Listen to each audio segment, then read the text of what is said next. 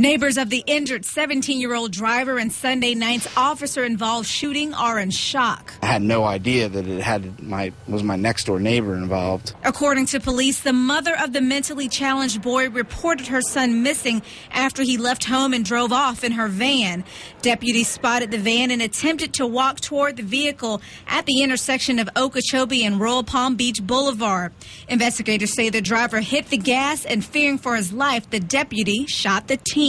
I was kind of shocked because that they're usually very quiet people, and your kids usually don't act out like that, so I didn't understand it. James Bantle tells me he has lived in this acreage community for 15 years. He says the family moved in shortly after him.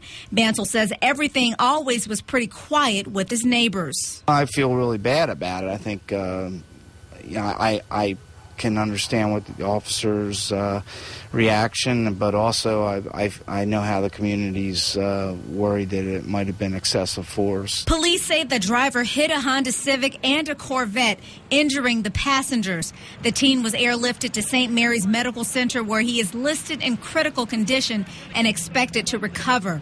The sheriff's office said it plans to meet with the state attorney, and charges are expected to be filed against the 17-year-old driver. While police continue to investigate this shooting, the deputy involved is currently on paid administrative leave. In the acreage, Ro Norman, WPTV News Channel 5.